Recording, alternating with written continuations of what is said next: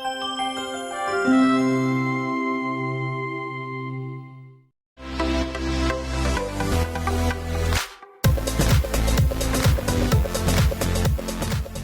everybody. Welcome to another episode of The Girls. We're still celebrating our 10th anniversary.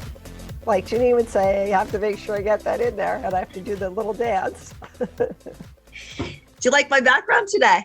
I do. I do. Which room of your house is this, may I ask? The therapy room. Therapy. Right? That's where a you good go one. Relax, zen it out. Does that mean you're going to put all the viewers to sleep?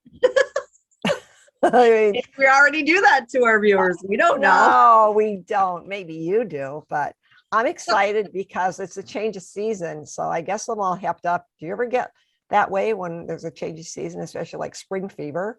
I wake up in the morning, I'm like, yeah, I can't wait to get out of bed and, just do something because even the dogs are going crazy. I was telling you the other day, Rosie is scratching at the door to go out and she's usually inside. I said, I love you, but I'm going to kill you. Scratch. So now I'm in the basement because I was doing my work upstairs by the kitchen table with the light now that it's actually sunny and nice outside. Well, you can't because she's sitting by the door scratching away. So now she has the family room and I have the basement.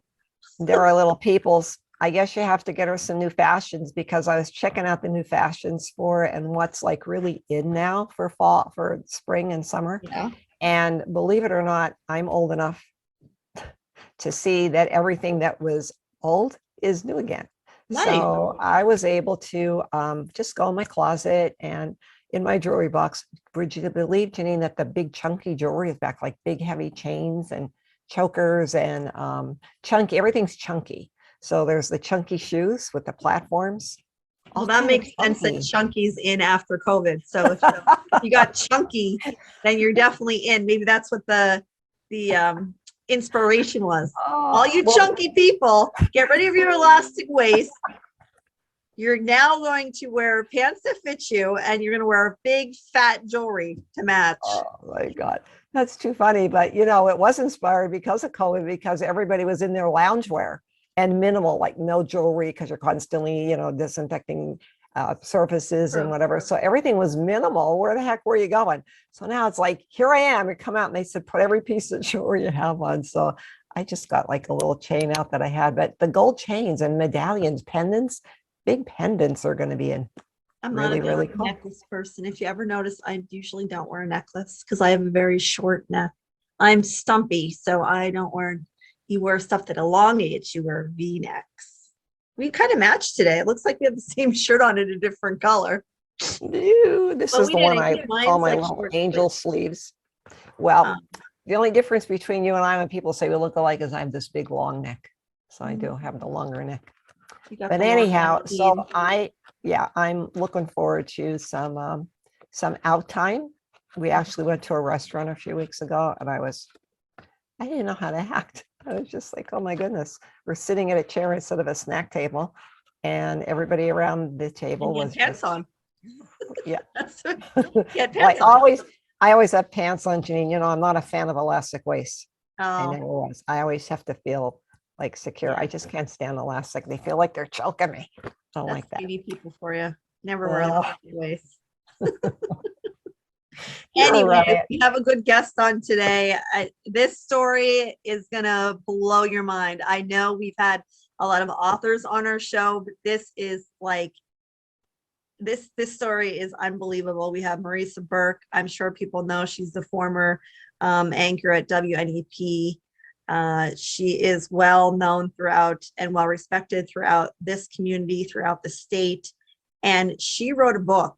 And the book was inspired by things that happened in her life that were very traumatic. Some of you might know the story, some of you may not, but as you and I read the book in one day, so did you. It was a quick read, easy read, but your mouth just drops reading this book. Oh, I can't say enough about it. Right now, I'd rather, express it to Marisa, but all I could tell you is wow, wow, and wow. Yeah. And hats off to her because It's a true story, and it reads like a Lifetime movie. That's all I can say. Very So, inspiring. right here. When we come back, we have Marisa Burke with us. She's going to talk about the book and a lot of things that you're going to be just glued to the show. So stay with us. You're watching The Girls here on SSP TV.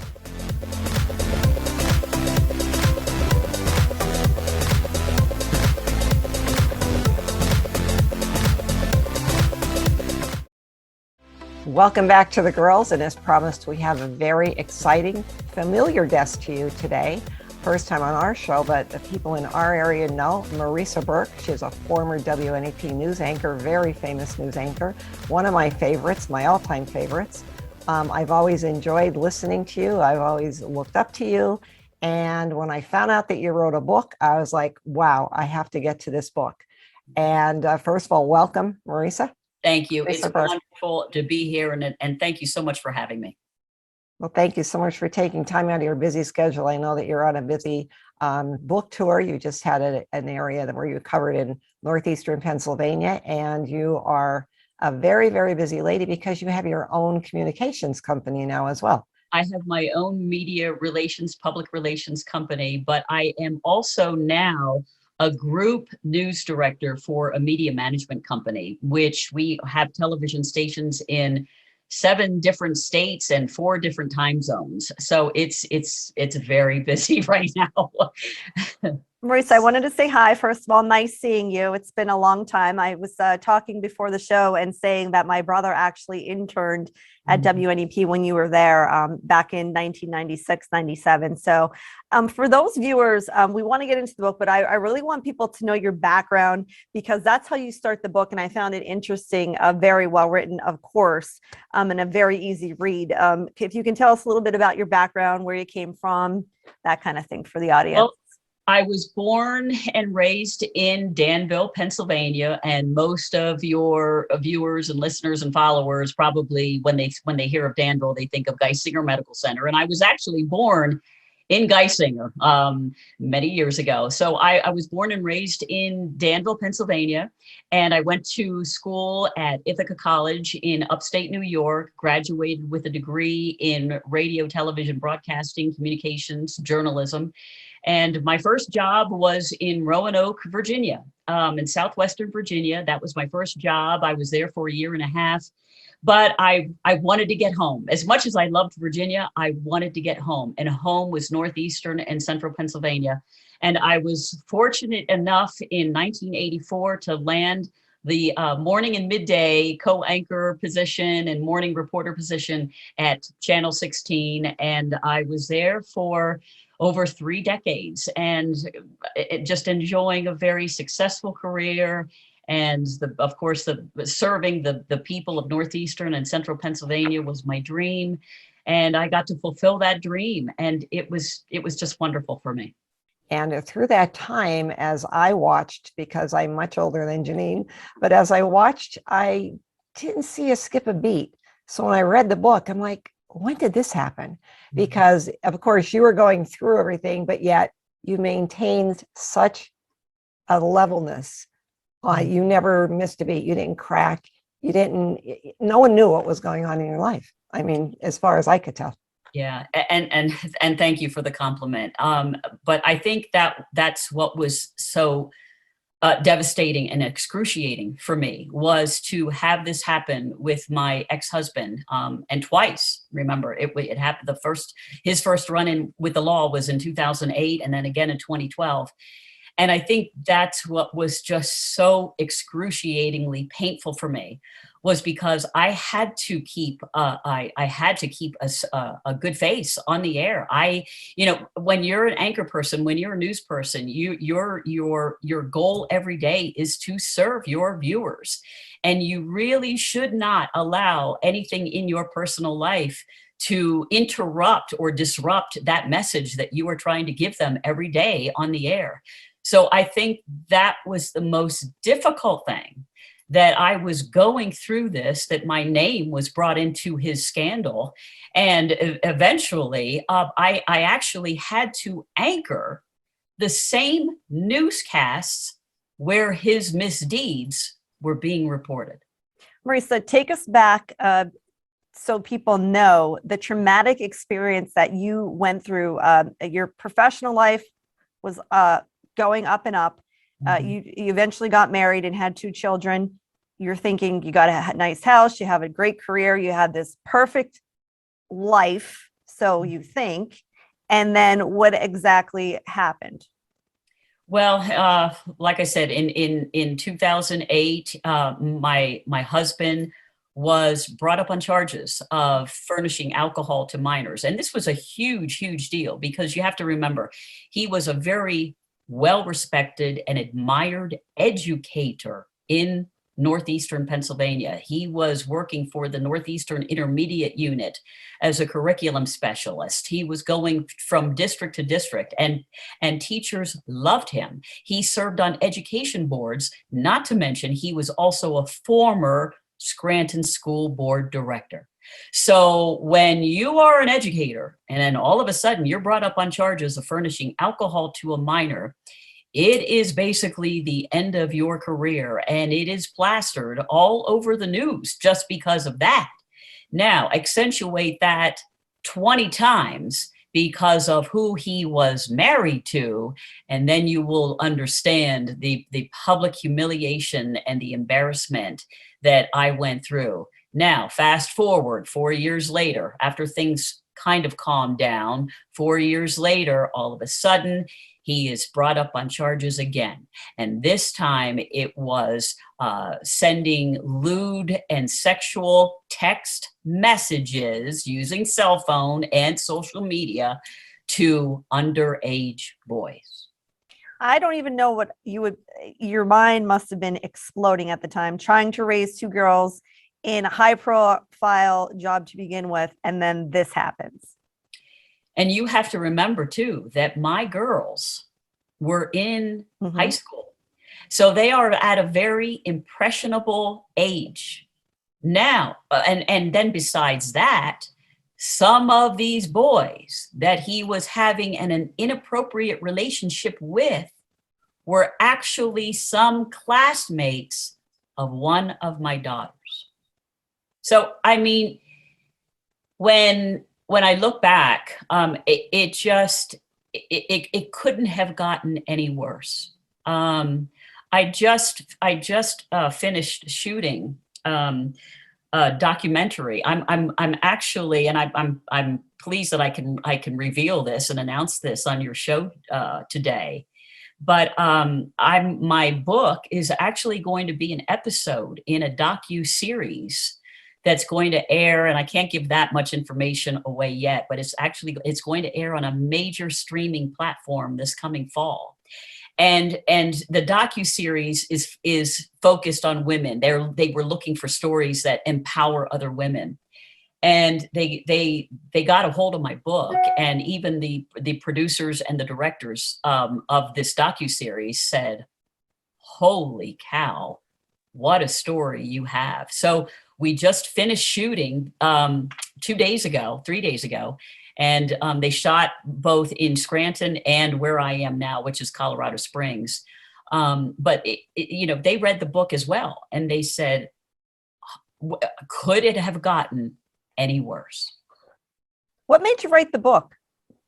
During my book tour, I wanted to emphasize to members of the audience that, the book was not an act of revenge, because it's my story. It's my memoir. It's how I looked at things. It's not a story about him. But I look at the book more of perhaps, a reckoning and redemption to me. And I thought, why not channel all that suffering and despair that I went through for how many years and try to channel that into defiance and strength and resilience. And I'm thinking, if my story could help empower at least one person out there who may find themselves in the same kind of situation, the victim of betrayal, lying, deceit. I mean, if you've read the book, you also know that I was a victim of theft. Mhm.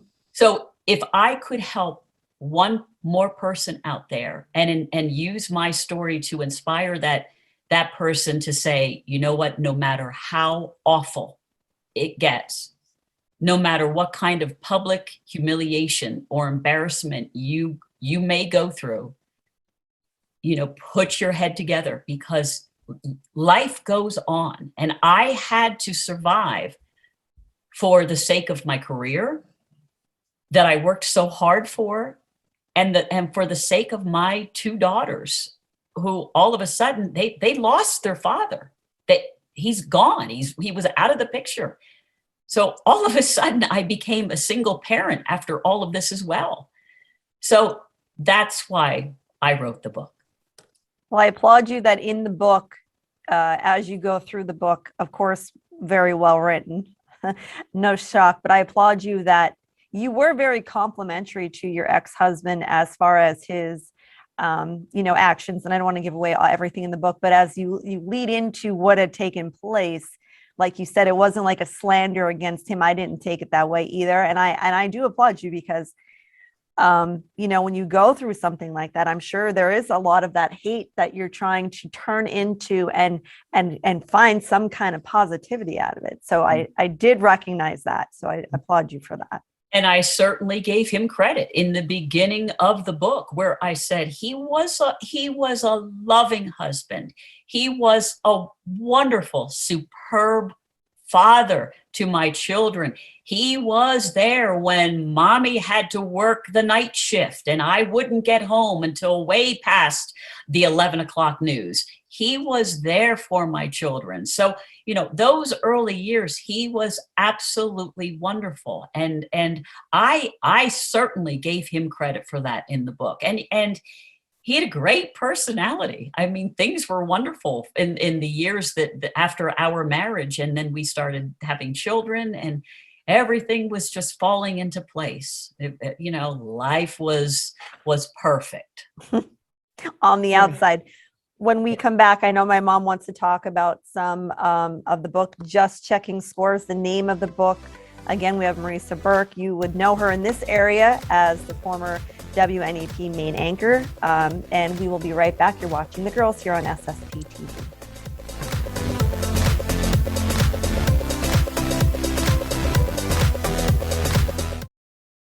Welcome back to The Girls. You're watching us interview Marisa Burke. Marisa Burke is a well-known anchor for WNEP TV, former anchor from our area. She's very well known to us, but for those of you who don't know her, she was there for over 30 years, 3 decades working as the main anchor. I enjoyed her. I always loved how she took command of the show. And she did just that in her life when something so traumatic happened to her. She wrote a book about it. And I want to tell you, Marisa, Just Checking Scores, the book, Marisa Burke. One of the comments on the back, Marisa Burke opens her heart and soul to tell her family's story of the pain, rejection, loss, and anguish when a husband and father lives a double life. Marisa, I picked up this book thinking, well, we're going to interview Marisa. I'm going to take a look through the book or whatever.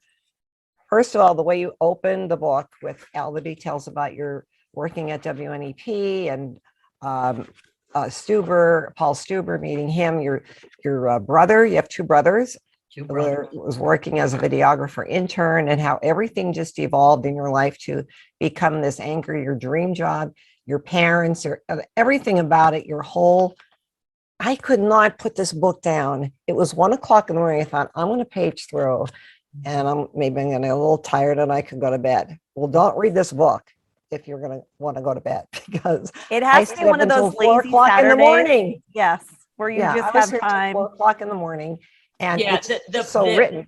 Yeah, my publisher had said that you can read the book between 8 and 10 hours, and what both of you are saying today is what I have heard. Oh gosh, easily hundreds and hundreds and hundreds of times since the book came out, from people not only, in Pennsylvania, on the East Coast, here in Colorado.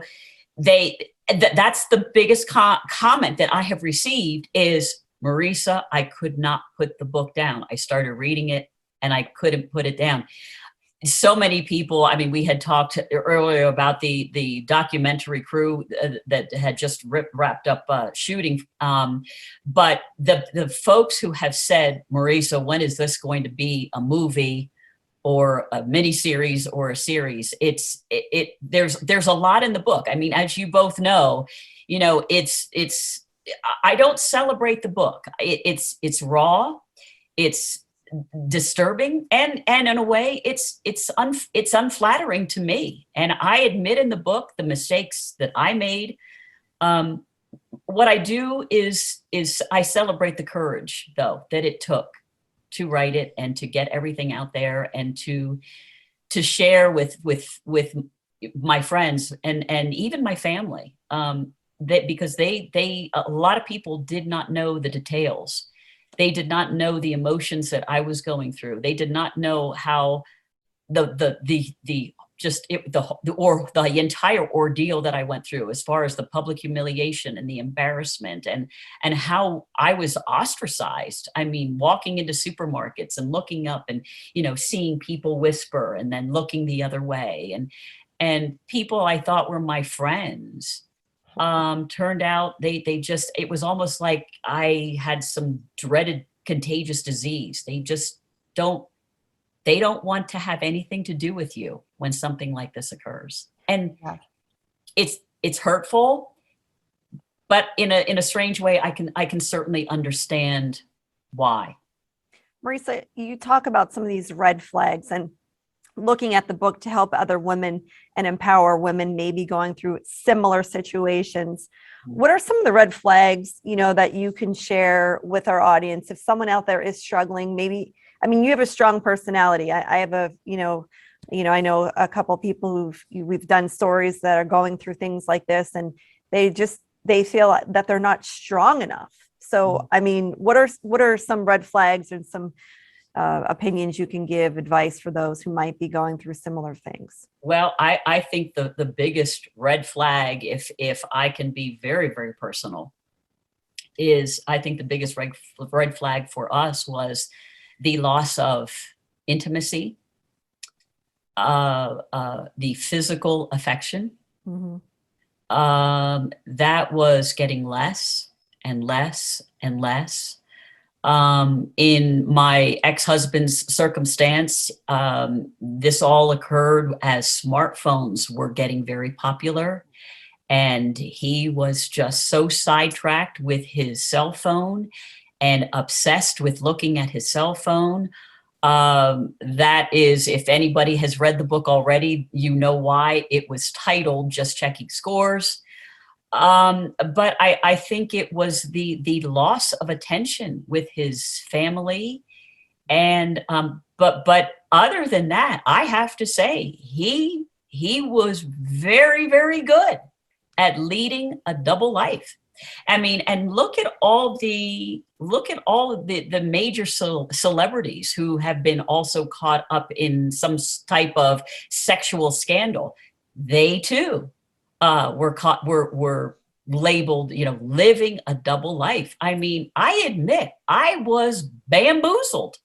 I know I was bamboozled, but he was just so good at, disguising what he really was and then portraying what he wanted me to think he was. And when you're good at it, you're good at it. Well, how do people get the book? Oh, many, many different ways. You can, first of all, you can purchase it through Amazon, but you can also buy it through Barnes and Noble, Walmart.com. There are a number of websites that are selling the book now. I am not sure about how many bookstores still in Northeastern and Central Pennsylvania are still carrying the book. I know they were before, but there are many, many libraries. If people don't want to purchase the book, and that's fine. There are a lot of libraries now that have copies of the book. So you can get it very easily. And like we talked about before, we mentioned before that it's an easy read. It should take folks really only between 8 and 10 hours to finish. So it is a pretty easy read. Yeah. Good luck with the documentary. I can't wait to watch it and possibly have you back on after that time to Absolutely. talk about that. I will let you know when I'm allowed to reveal more things about the docuseries. And like I said, my book will be 1 episode. I think it's going to be a 10-episode docuseries. Nice. But in my book, and actually they revealed the other day, I did not know about this, but they said, your story is so empowering. We're thinking that you might actually be the first episode in this docuseries. So yeah, it's a huge compliment for me. And I'm so humbled and grateful. But again, I can't emphasize enough that I hope that my story can empower others who may find themselves in the same kind of position. Well, when God closes a door, he opens a window. Yes. I hope this is a window to a new life for you and healing.